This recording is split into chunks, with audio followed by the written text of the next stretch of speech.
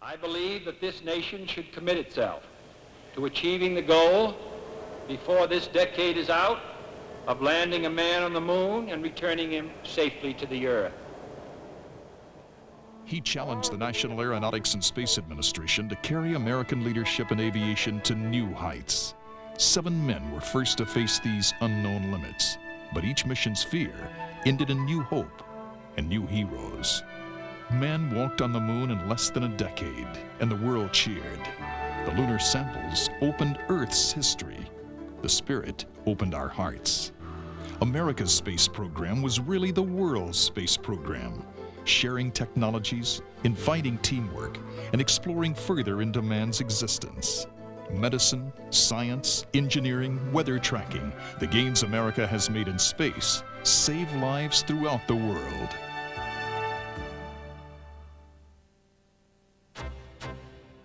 Astronaut Bob Overmyer joined NASA in 1969 after being in the U.S. Marine Corps as well as U.S. Air Force Test Pilot School. He worked on the development of the Skylab program and served on the support crews for Apollo 17 and the joint Russian-American space adventure, the Apollo-Soyuz project, where he was the NASA communicator in Moscow. Colonel Overmyer piloted the first fully operational flight of the Space Shuttle, deploying 2 commercial communication satellites. He also was commander of Skylab's 3rd mission and conducted numerous medical and scientific experiments.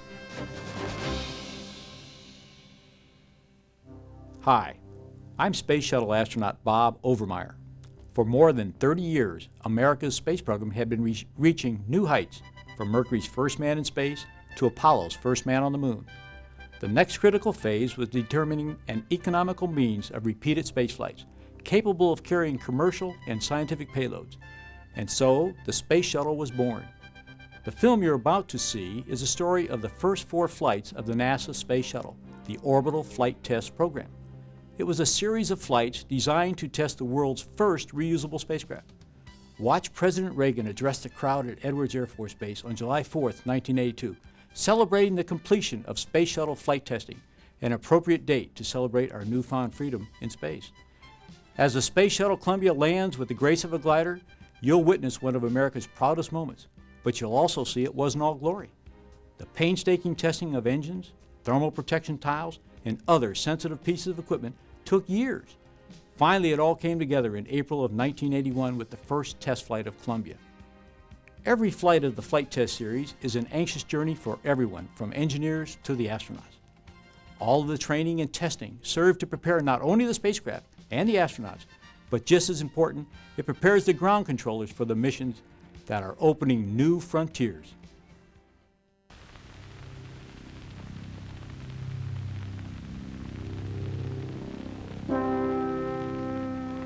In the early days of our republic, Americans watched Yankee clippers glide across the many oceans of the world, manned by proud and energetic individuals, showing our flag, breaking records for time and distance, opening up new vistas of commerce and communications. Well, today, I think you have helped recreate the anticipation and excitement felt in those home ports as those gallant ships were spotted on the horizon heading in after a long voyage. The 4th landing of the Columbia is the historical equivalent to the driving of the Golden Spike, which completed the first transcontinental railroad. It marks our entrance into a new era. The test flights are over. The groundwork has been laid. And now we will move forward to capitalize on the tremendous potential offered by the ultimate frontier of space.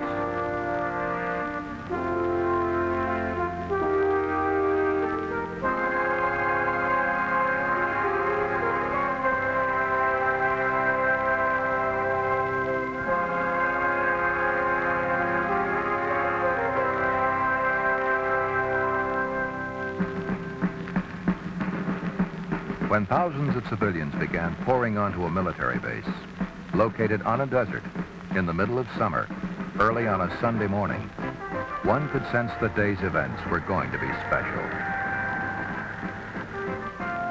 Spectators came to Edwards Air Force Base from all over the nation and all walks of life to celebrate the nation's 206th anniversary of independence and witness historical events more spectacular than the typical 4th of July fireworks display could ever hope to equal. The fourth landing of Space Shuttle Columbia, world's first reusable spacecraft. Columbia's first landing on a concrete runway, officially ending the orbital flight test program. Takeoff of the second orbiter in the shuttle fleet, Challenger, on its ferry flight to Kennedy Space Center, Florida, to be launched into space in the early part of 1983. And with Shuttle Pathfinder Enterprise as backdrop, the announcement of America's new space policy by President Ronald Reagan. Beginning with the next flight, the Columbia and her sister ships will be fully operational, ready to provide economical and routine access to space for scientific exploration, commercial ventures, and for tasks related to the national security. Simultaneously, we must look aggressively to the future by demonstrating the potential of the shuttle and establishing a more permanent presence in space. Our goals for space are ambitious yet achievable. We've only peered over the edge of our accomplishment.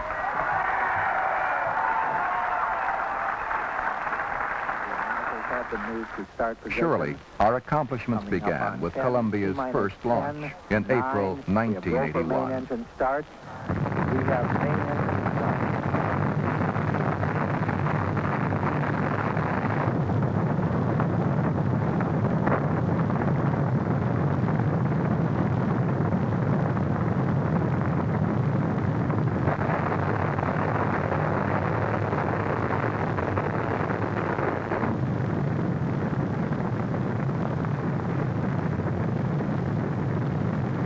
Roll program. Go. Roger, roll.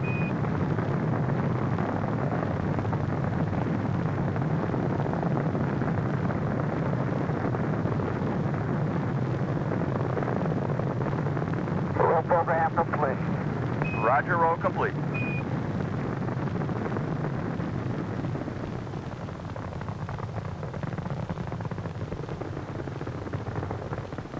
Looking back at that spectacular event and the performance of Space Shuttle during its first 4 flights, there seems little doubt now that it is a reliable, reusable space transportation system.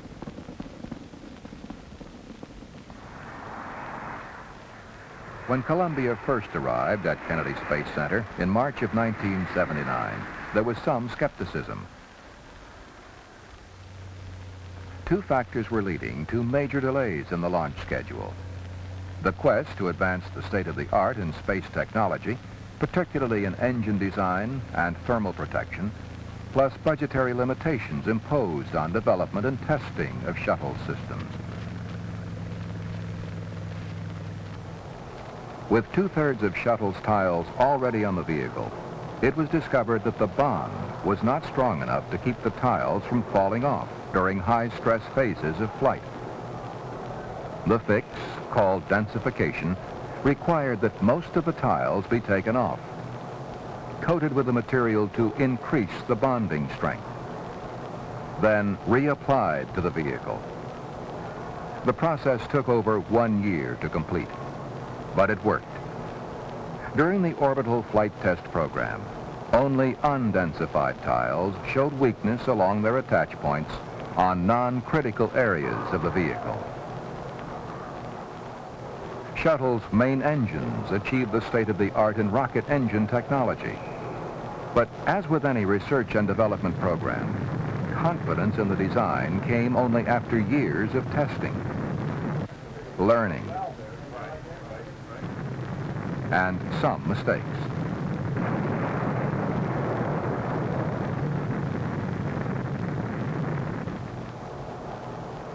Problems encountered during development of the engines were related to the unique requirements that had to be met. Reusability, up to 55 flights with minimum maintenance.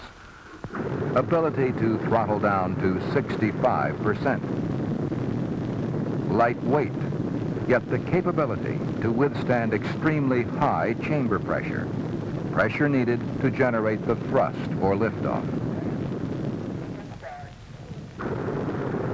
Many failures that occurred were due to the tremendous pressures and vibration levels created trying to produce the needed thrust.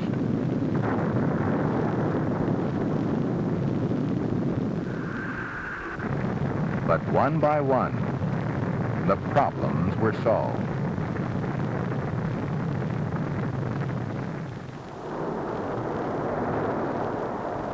The design was proven long before the first launch. Go for auto sequence start. 9, 8, Brake is closed. 5, 4, we've gone for main engine start. We have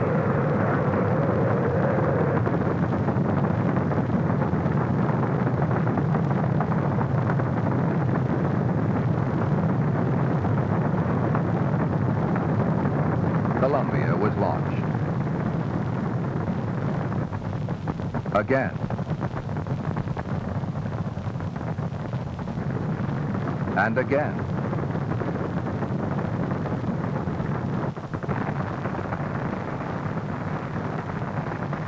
And again.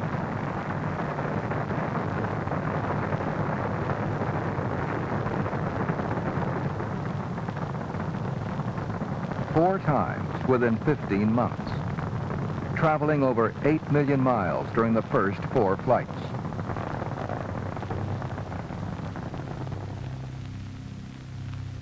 "314 revolutions around the Earth.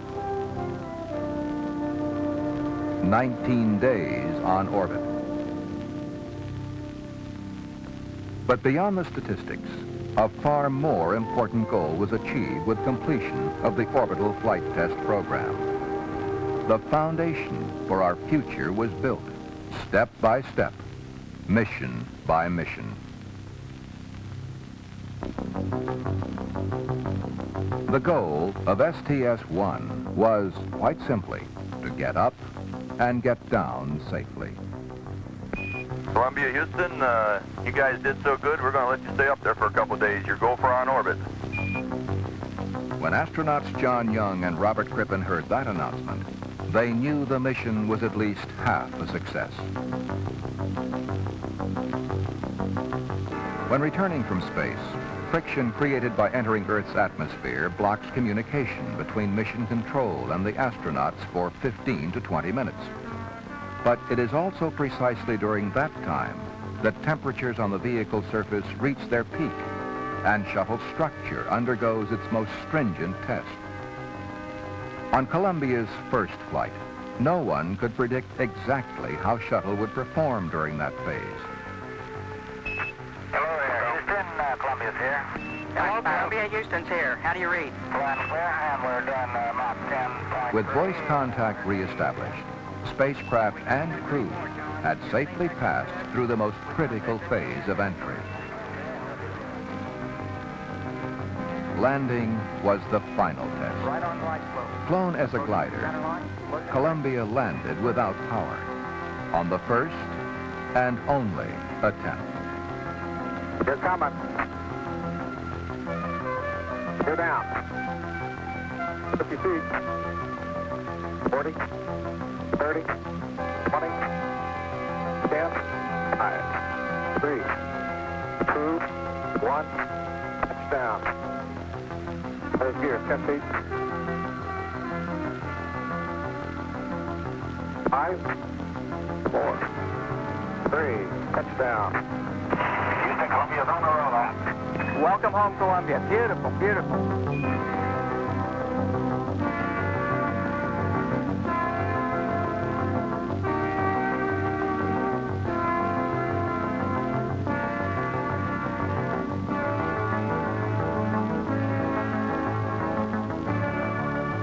Columbia's second flight was the first opportunity to evaluate the Canadian-built remote manipulator system. Manual functions were tested by astronauts Joe Engel and Richard Truly. Automatic functions were computer-controlled, the arm performed successfully in all operating modes.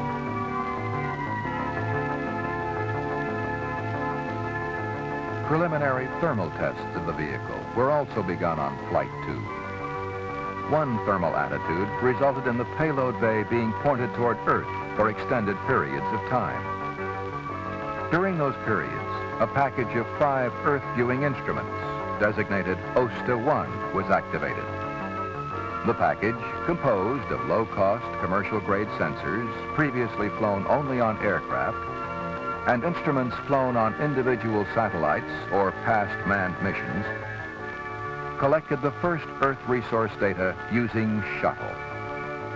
The ability to mount all 3 types on Columbia greatly reduced the expense of acquiring the data. Okay. 100, 50, 30, 20, 10, 5, 3, touchdown. Nose gear 15. 10,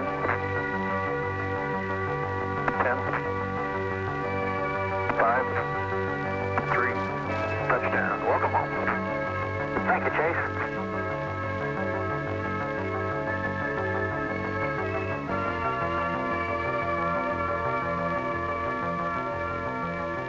Flight 2 proved Shuttle was truly a reusable space transportation system.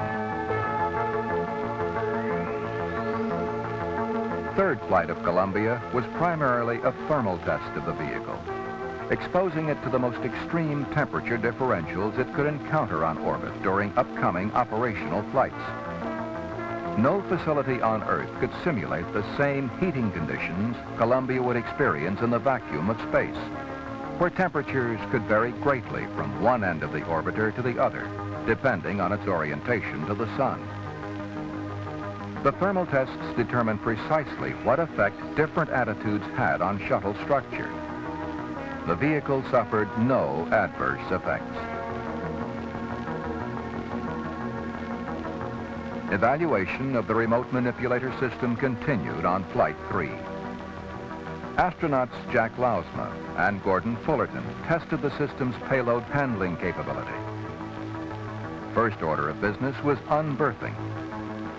Although clearance around the payload was only 2 inches, Fullerton unberthed in just 5 minutes, much quicker than had been predicted pre-flight. Using the plasma diagnostics package, 7 computer-controlled automatic movements of the arm were evaluated to prove scientific instruments could be maneuvered in and around the payload bay. Only some general comments on the arm operation. The operation is smooth. There's definitely a little bit of flex and dynamics, but in the augmented modes, that's very minimized. Really no surprises. If there are any surprises, they're all pleasant. I'm really impressed with that piece of machinery. Hey, that's great news, and we were impressed too. The plasma diagnostic package was one of 10 instruments making up a scientific package on Flight 3 called OSS-1. Shuttle's movement through the ionosphere, electrical buildup on surfaces as it circled Earth, and electromagnetic interference between the ionosphere and electronic equipment on board were evaluated by the OSS-1 instruments to ensure that these phenomena would not adversely affect scientific instruments or sensitive astronomy observations on future shuttle flights. On Flight 4, the Induced Environment Contamination Monitor was used to check for contamination in and around the payload bay, created by thruster firings, outgassings, and water dumps. 11 separate components of Shuttle's induced environment were measured. The desk-sized monitor was the heaviest payload lifted by the remote manipulator system during the orbital flight test program. Thermal tests on the vehicle were completed during Flight 4. The first Department of Defense payload was on board. The spacesuit to be used for extravehicular activity on Flight 5 was tried on during Flight 4 to practice the procedure.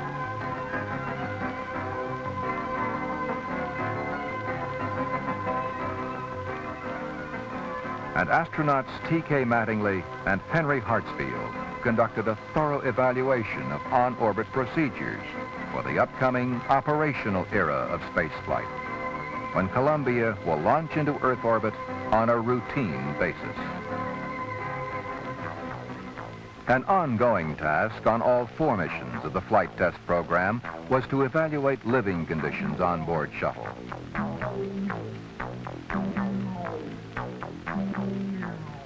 Items included food preparation,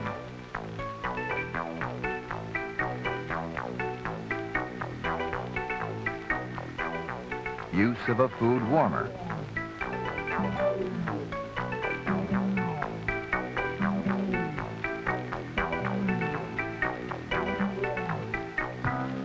a freezer on board Flight 4,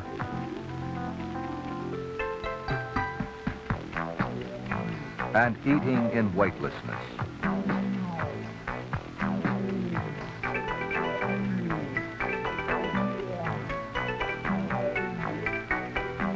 Personal hygiene tasks were evaluated.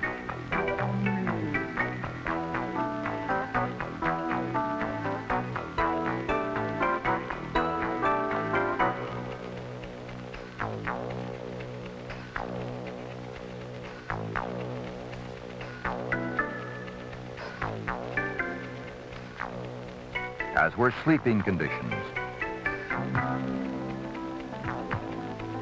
use of sleep restraints,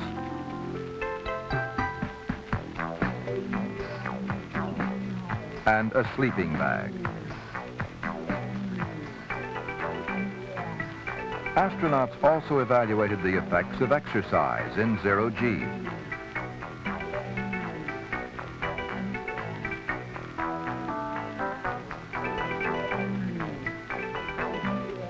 This unique device, designed by a fellow astronaut, allowed the user to monitor his own heartbeat while jogging.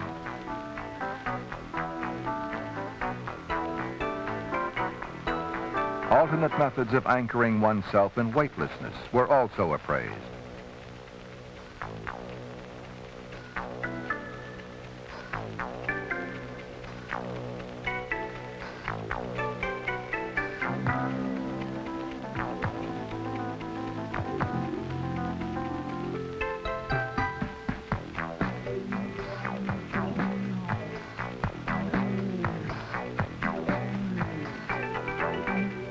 Very busy schedules are forecast for upcoming shuttle flights, when crews will be comprised of at least 4 people, including women.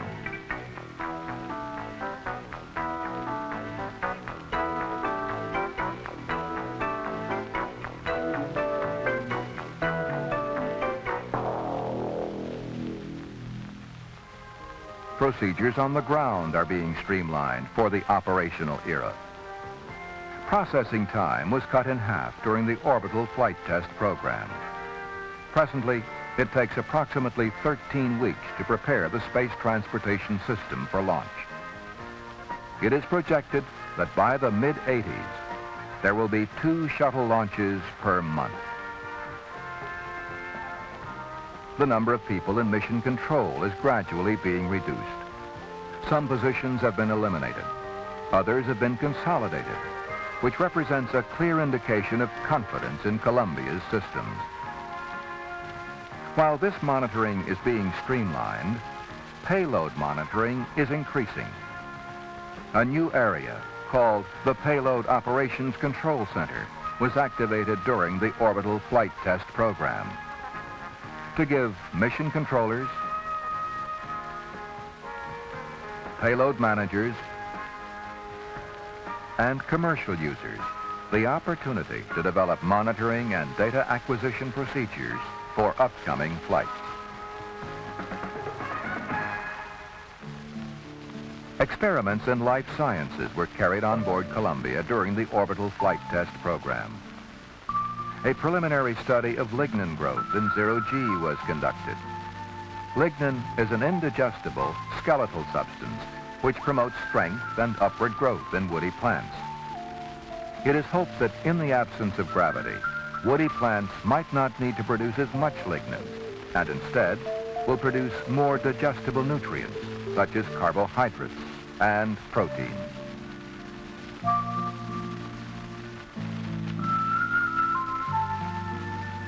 The effect of weightlessness on some flying insects, bees, moths, and flies, was studied. The project, conceived by a high school student, was one of 3 experiments flown on Columbia as part of an annual science competition co-sponsored by NASA and the National Science Teachers Association. Equipment to process materials in zero gravity on future flights underwent initial testing during the orbital flight test program. The monodisperse latex reactor made polystyrene latex microspheres to determine if large identical-sized latex microspheres could be manufactured practically and economically in space. Presently, large microspheres cannot be produced in uniform sizes on the ground.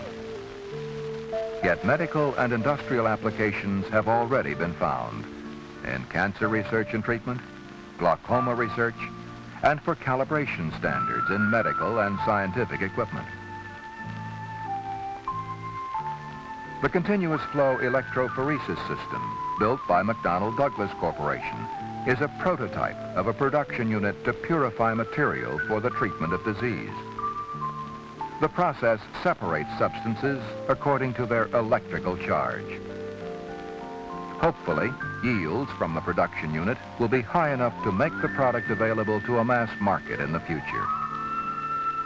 Results from the prototype's first flight show that a very thin, yet highly concentrated stream of protein substance on the left was separated from red dye on the right.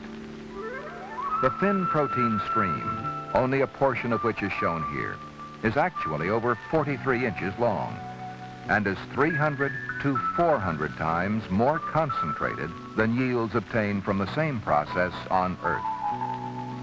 The continuous flow electrophoresis system represents the first commercial use of shuttle by private enterprise under a joint endeavor agreement between NASA, McDonnell Douglas Corporation, and Ortho Pharmaceuticals Corporation, a subsidiary of Johnson & Johnson.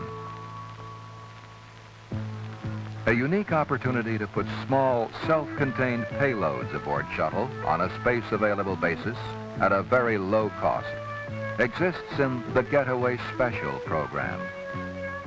After proving its flight readiness on Flight 3, the Getaway Special was fitted with 10 experiments built by science students from Utah State University and flown on Flight 4. Deposits for Getaway Specials on future flights, private enterprises' interest in flying payloads on board shuttle, missions planned into the next decade, all reflect the confidence this nation has in the space transportation system. All objectives of the flight test program were achieved. 2 of the most significant events were not planned. Just prior to the 3rd launch, tons of landing and recovery equipment had to be transported from California to New Mexico, a 1,000-mile journey, because heavy rains in California prevented a landing there. An entire encampment had to be built at the New Mexico landing site, Northrop Strip, and the task had to be completed within 4 days. Just prior to landing on the same mission, only 1.5 hours before touchdown, an unexpected sandstorm blew into the area. As you could probably surmise, the winds have been coming up all day. It was still acceptable until his last pass, but during John's last pass, the visibilities were unacceptable and the turbulence was severe. So it's not a good day, and we're going to wave off for 24 hours. Over. Plans were implemented immediately to stay on orbit an extra 24 hours. We've had a good drill. The flexibility to remain on orbit until weather conditions improved and land at an alternate strip could not have been demonstrated by previous spacecraft. Only the shuttle has that capability. It meets a need, providing access to low Earth orbit on a routine basis. By launching on time, serving as a platform for Earth observation and space observation, deploying payloads, operating in extreme temperature differentials while on orbit, providing ample living accommodations for astronaut crews, landing on lake beds,